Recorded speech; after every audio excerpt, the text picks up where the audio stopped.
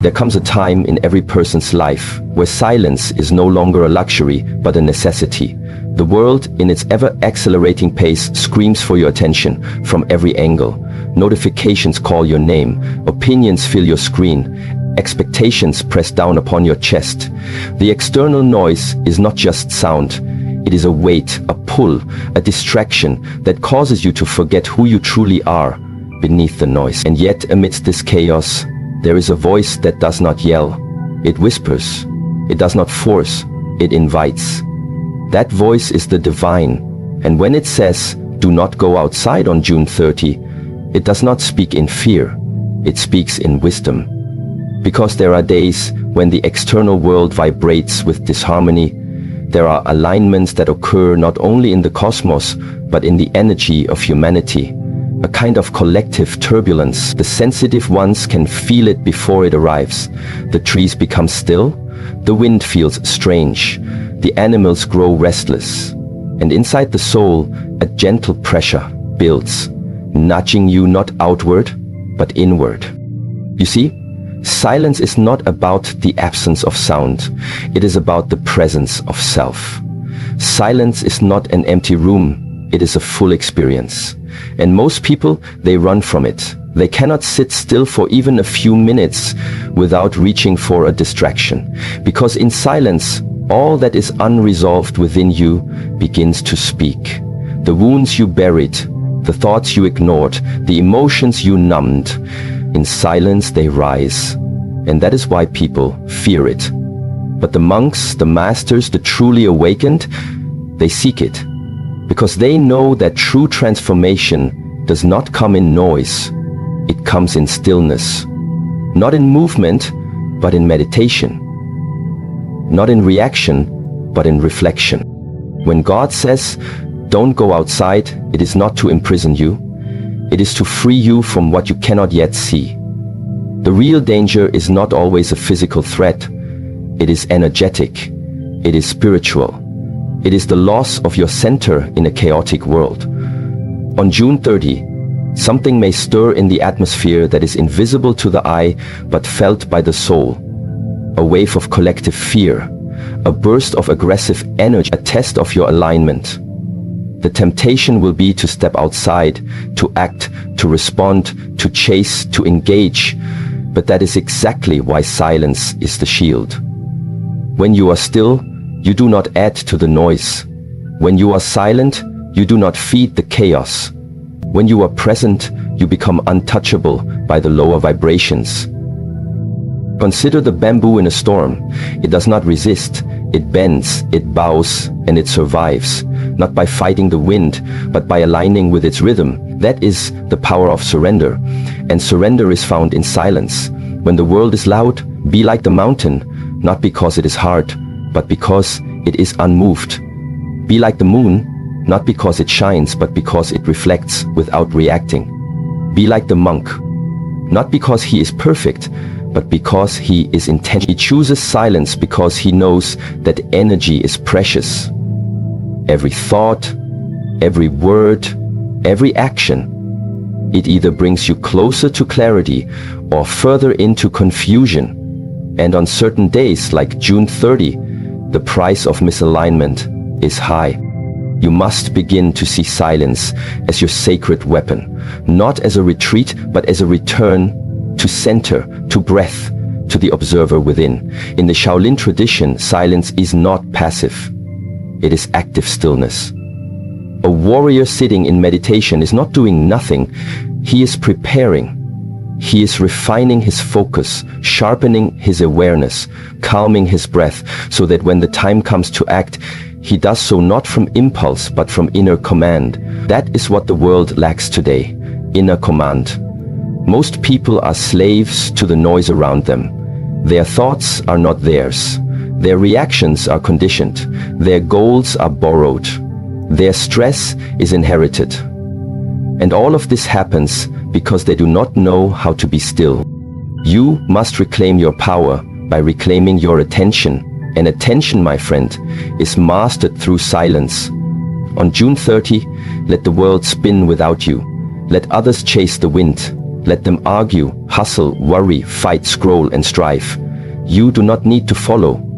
You are being called to rise above, not through superiority, but through sovereignty. To be sovereign is to be unmoved by what moves others. It is to feel but not be carried away, to see but not be swayed, to observe but not absorb.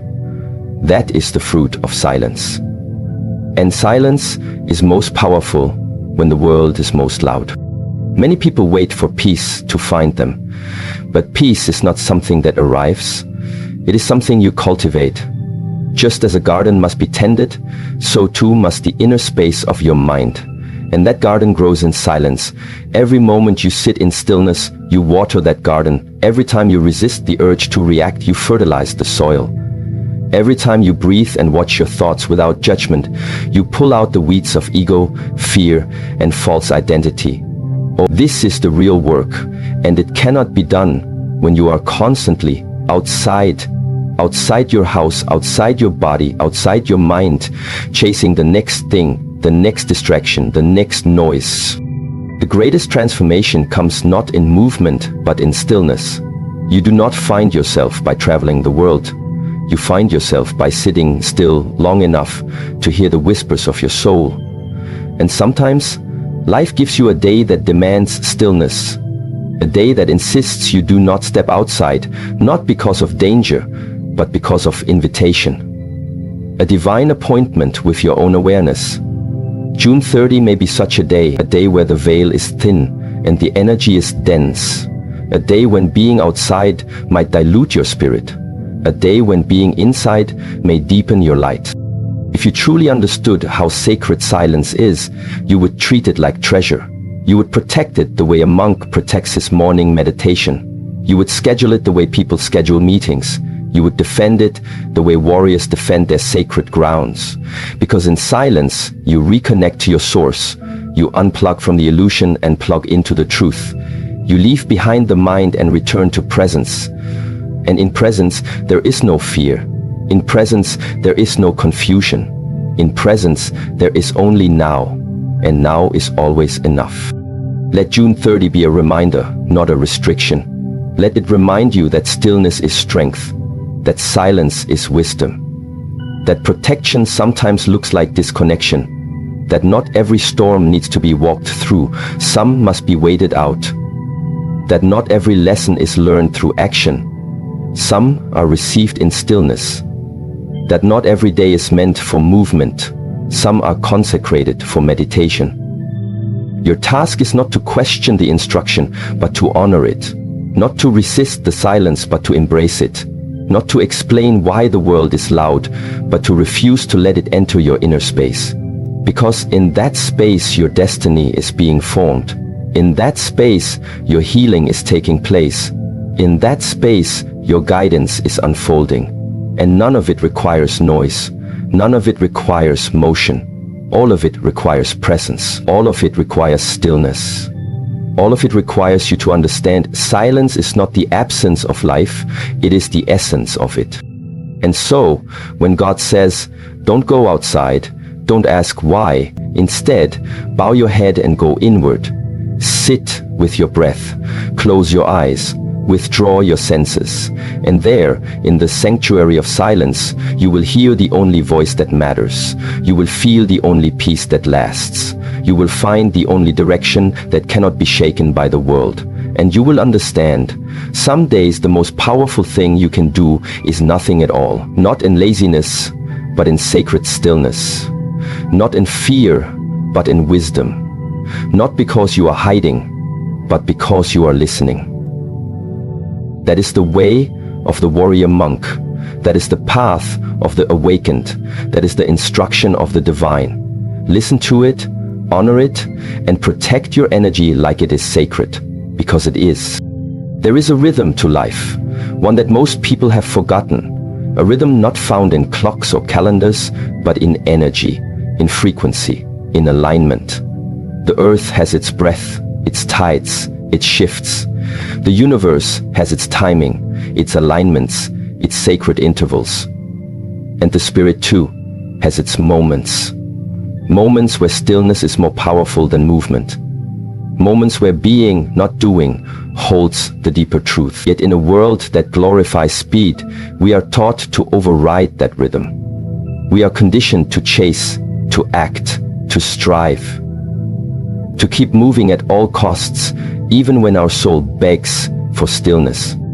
But the masters know, true strength lies in recognizing when movement is no longer alignment, but resistance, when action becomes noise, when energy, instead of flowing outward, is asking to turn inward.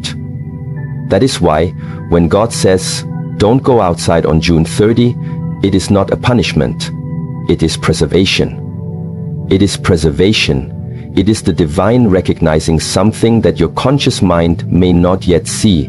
The energy of the day is not calling for action, it is calling for awareness. The energy of a day is invisible, but it is not silent. It speaks through feeling. You wake up and something feels off. You look outside and the air carries a weight. You notice your thoughts begin to swirl more easily. Your emotions rise without invitation. You may not have language for it, but your spirit knows. It senses that the energy today is dense, volatile, reactive, and if you move with that energy, it absorbs you. It affects your thinking, it distorts your clarity. It leads you down paths not meant for you. This is why sensitivity is power. The ability to feel, not just think. The ability to notice shifts in the unseen. Because those who are in tune do not just live by plans, they live by energy. They do not just follow calendars, they follow spirit. Most people ask, what should I do today? The wise ask, what is the energy today calling for? And sometimes the answer is simple. Do not go outside, not because the world is dangerous, but because the alignment is internal. Because the sacred temple today is not a destination out there, but a sanctuary within. Because the world's current vibration could scatter what the soul is trying to gather. And gathering requires stillness, it requires retreat, it requires space. Nature teaches this in every season. The tree does not bloom all year long. It drops its leaves, not in defeat but in wisdom. The bear does not hunt all year long. It hibernates, not in laziness but in preservation. The earth itself pauses. The moon goes dark. The ocean recedes. Why then do we think we must be in constant movement? Why do we fear rest, silence, retreat? Why do we resist the call to stop? It is because we are addicted to motion, addicted to productivity, addicted to doing, even when the doing disconnects us from ourselves. We have been taught that stopping is failure, that stillness is laziness, that inaction means defeat. But this is a misunderstanding of power. True power does not always rush. Sometimes it waits. True power does not always push. Sometimes it pulls inward. True power is not about how much you do, but how aligned your actions are with the energy of the moment. On certain days, the energy outside is too erratic, too unstable. It is as if the world is out of tune, and every step you take adds to the dissonance. You try to make progress, but doors close. You try to speak, but you're misunderstood. You try to act, but it leads to frustration. That is not failure, that is feedback. That is the universe saying, not today. That is life whispering, retreat, regroup, realign. And those who hear that whisper and obey, they do not fall behind. They move forward more swiftly when the path clears again. So on June 30, if the message is to stay within, trust that instruction. Trust that the energy of that day is not compatible with movement. Trust that something is being preserved in your stillness, that something is being rebalanced in your pause, that sometimes the protection you seek is not found in doing more, but in doing nothing at all. When a storm rages outside, the wise do not go out to prove their strength. They shelter, not out of fear, but out of intelligence. They understand that not all forces must be faced. Some must be respected from a distance. The same is true with energy. When the energetic atmosphere is unstable, It is not a time for confrontation. It is a time for conservation. To protect your thoughts, to guard your emotion, to observe but not absorb. You must begin to treat your energy like it is sacred. Because it is. Every action you take is an exchange of that energy. Every conversation, every interaction, every task. And on days like June 30, that energy must be preserved, not spent, not scattered, not compromised. Because what you may not realize is that stillness on such a day is not just about surviving the moment. It is about preparing for what comes next. It is about protecting the clarity that will guide your next step. It is about grounding yourself in a time when others are becoming lost in the chaos of outer motion. If you spend your energy recklessly on a day that is not meant for movement, you will arrive at the next opportunity depleted. You will be too distracted to notice the signs, too drained to seize the moment, too confused to recognize what you asked for standing right in front of you. That is why timing matters. This is not philosophy, this is practice. This is a discipline that must be trained like the body. To feel the shift of a day, to listen before you leap, to pause before you push, to ask, is my action in harmony with the vibration of this moment? If the answer is no, then do not act. If the answer is unclear, then wait. Stillness is not indecision, it is precision. It is patience.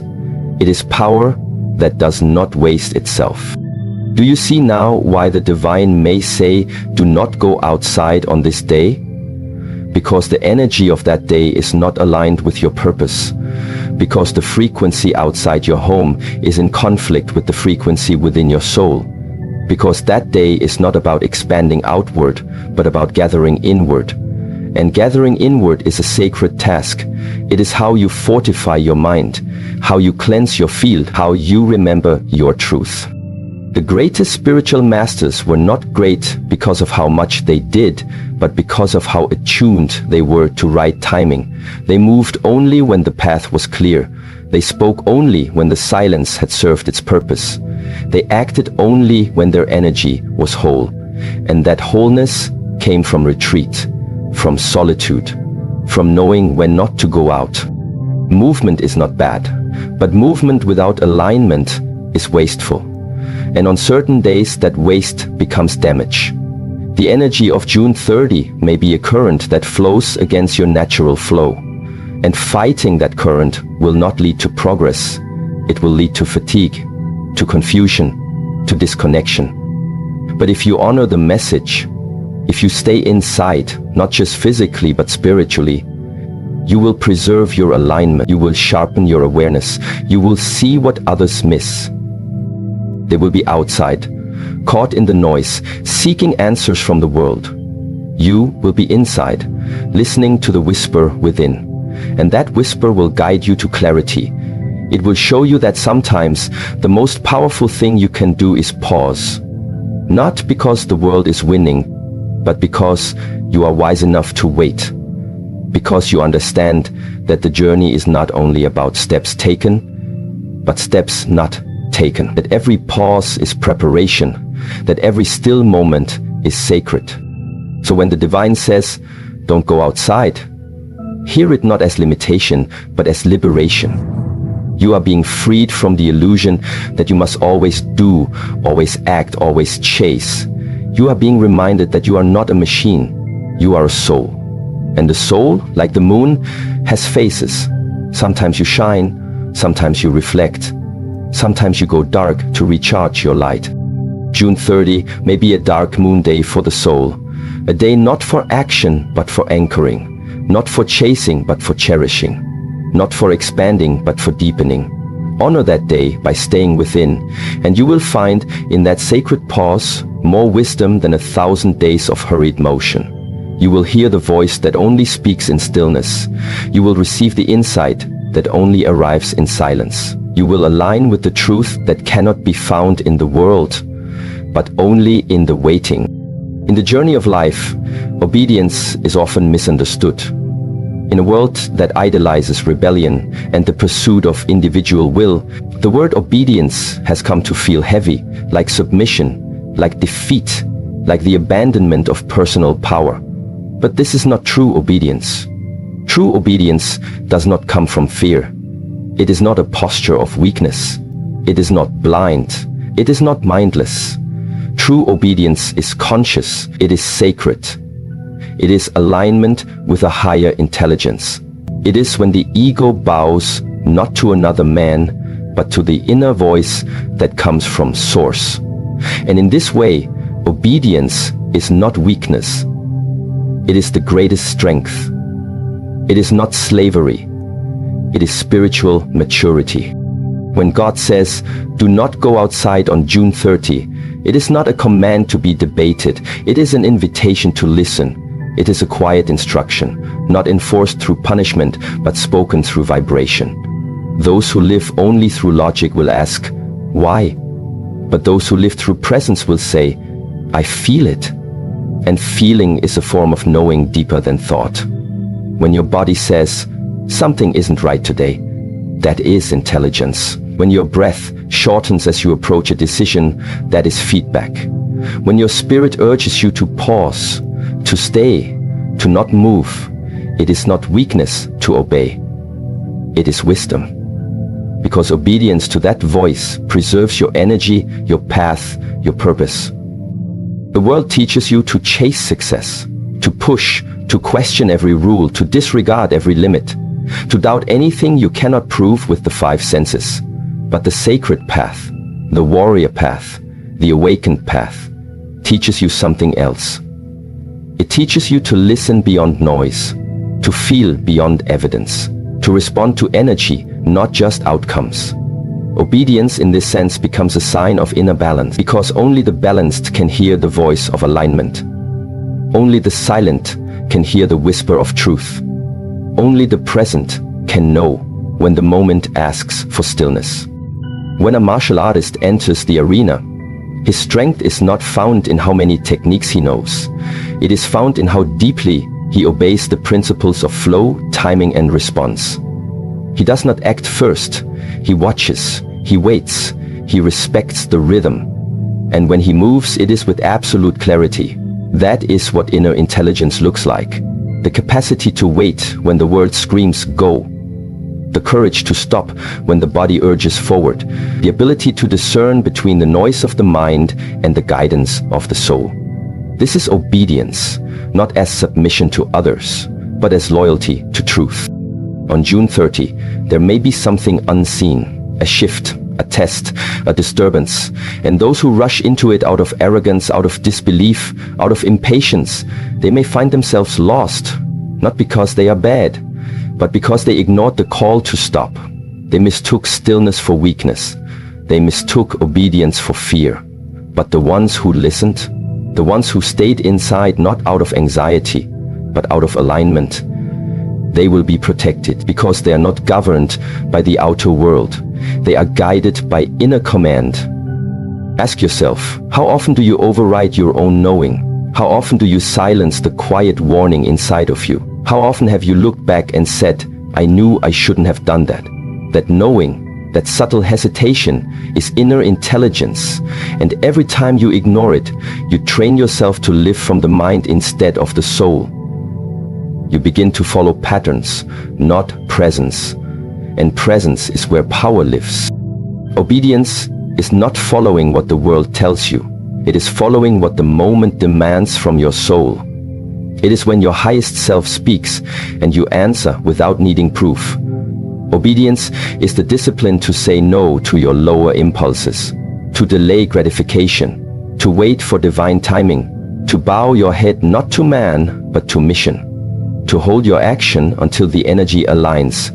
That is strength. That is maturity. That is real freedom. The student who does not yet understand the teachings questions everything the master says. He wants reasons, he wants guarantees, he wants to know what happens if I disobey. But the student who has learned to trust, he does not need the whole map. He only needs the next step. If the step is stillness, he stays. If the step is silence, he listens. If the step is obedience, he bows, not from fear, but from honor. In the Shaolin temple, obedience is one of the first lessons. not because the masters want to control, but because they know the mind must first learn to surrender before it can evolve. You cannot guide a student who always argues. You cannot protect someone who won't listen. You cannot elevate a soul who insists on moving when the path says stop. Obedience opens the door to wisdom. It prepares the vessel for refinement. This that sharpens the listening, and through that listening, the student transforms. You must begin to view obedience not as giving up your will, but as aligning it with the divine. Your will is strong, but not always accurate. Your desires are loud, but not always wise. Your emotions are real, but not always stable. And so there must be something higher, a compass that guides you not by logic, but by truth.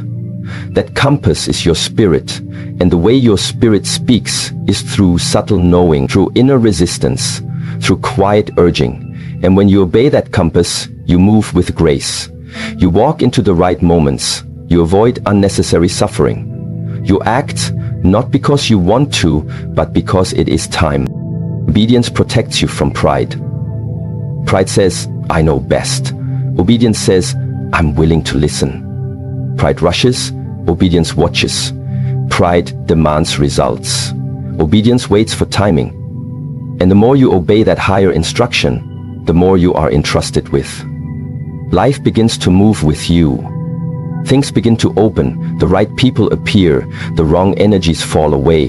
Not because you forced anything, but because you were in tune. You obeyed, and the one who obeys the divine order becomes one with the divine rhythm. There is nothing weak about obedience. It is easy to do whatever you feel. It is easy to follow your habits, but to stop and listen, to say no to action when every part of you wants to act, that is strength. To walk away from something that looks good but feels wrong, that is power. To stay inside when the world moves outside, that is sovereignty. Not everyone can do this, not everyone will. That is why most people struggle. They are always doing, always acting, always forcing, but the master acts only when it is time. And that timing is only revealed through obedience. Let this truth settle deep inside you. The one who listens moves faster than the one who pushes. The one who trusts reaches further than the one who plans. The one who obeys rises higher than the one who resists. Because obedience is flow, and flow is alignment, and alignment is destiny realized. Not through force, but through surrender. When the instruction comes, do not go outside on June 30. Hear it with your inner ear. Do not ask the world for confirmation. Do not seek validation from those who cannot feel what you feel. Sit quietly, feel the vibration of the day. Feel the frequency of your own body. If it pulls you inward, obey. If it tells you to wait, obey. If it invites you to listen, obey. In that obedience, you will be protected. In that obedience, you will be guided. In that obedience, you will be elevated, not by the world, but by the wisdom that lives within you.